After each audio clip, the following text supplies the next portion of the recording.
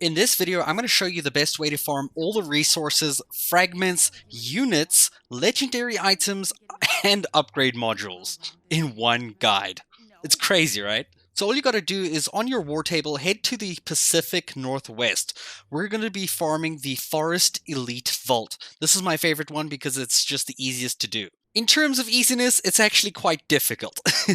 The reason I say that is that because we are actually going to be changing the difficulty to Challenge 4. This gives the mission a plus 15 power increase no matter what your gear score or power level is. It will always be plus 15 higher than your gear, which makes it incredibly intimidating. But it's actually not impossible. During the mission, you're going to be collecting the resource from the little resource boxes, as many as you can see. The reason why you're going to be doing this is because these resource boxes, when broken, give you a lot more resources than any of the other difficulties. When you're doing it in the hardest difficulty, Challenge 4, the resources are immense, dude. You're going to fill up your resources by a lot by doing this. So every time you see a resource box, go run over there, break it, and collect the resources, especially the colored ones. I generally go for every single one I can see. So what you're going to need to do is you're going to need to visit all the points of interest, all those different question marks, and open up all the different chests that you find throughout the mission. Try not to fight enemies, as if you do get hit, it's a very high chance that you will most likely die because,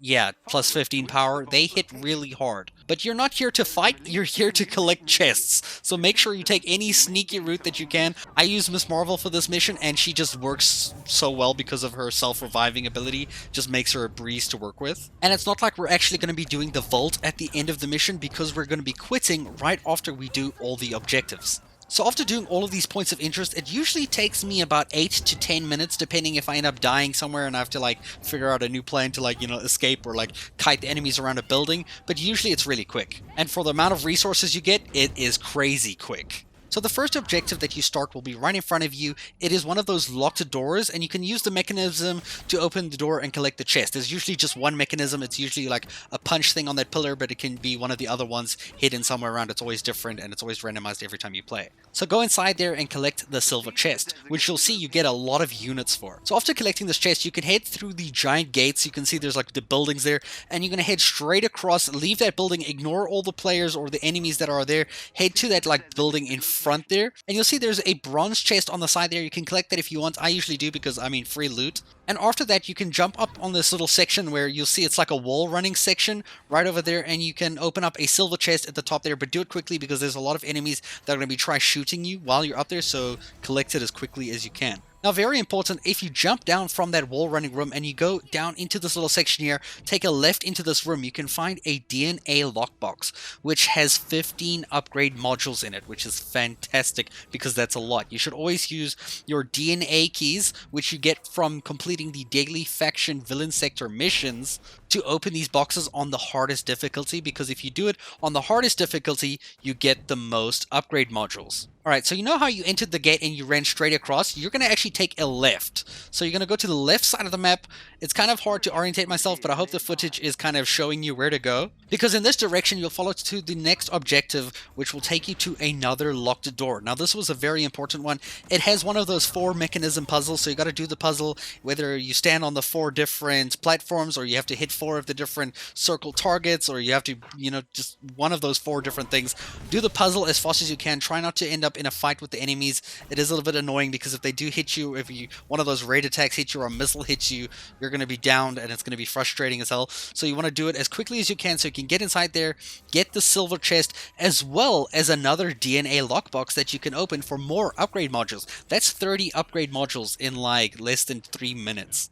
From there, you're going to head to the next nearest objective, and this one is a golden chest. Golden chests are always my favorite because they usually give you some really good stuff, and they also have some upgrade modules in them. And you'll find this on a pillar, kind of the highest platform of this pillar here. So you kind of use this technique that I'm using to get up there. I didn't go to the middle of the section to fight with the enemies. I'm just sneaking around to grab this chest, and then I'm basically jumping off and I'm running for the other objectives on the other side of the map. Now, while you're running across the map, look for all the resource boxes and collect them. Don't forget to do that because it is a great way to collect massive amounts of resources just by doing this, simple kind of run through here. Especially since you can use fragments to buy upgrade modules from Sydney or Maddie Cho. So the other points of interest will mostly have chests, except for one of the points of interest, which will be an elite enemy soldier. Now he is very, very tough to beat.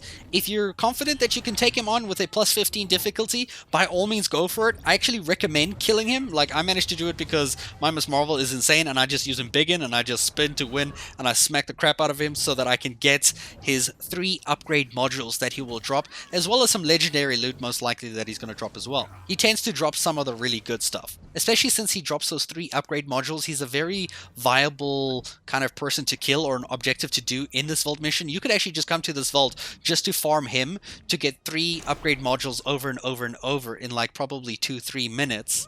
If you don't actually have any more DNA keys to open those DNA chests for the upgrade vaults, you can actually just change your method from the different chests and kind of get like maybe 6 different upgrade modules per each playthrough of the vault that you do. So while doing this, you end up getting a lot of items, many items. So make sure you dismantle the ones that you don't want, because your inventory will fill up very quickly. It happens to me like every single time I do this vault. It's like, oh, your inventory is full. And like I start with a clean inventory, but it always gets full. If you're lucky, you might even get an epic pattern along the way from one of the chests. That's what I did, and it was pretty cool. I was like pretty chuffed, except I didn't get something I really wanted. So that was kind of sad. So as I mentioned earlier, once you have finished all the different objectives, don't go into the vault. Instead, just open the menu and return to the Quinjet.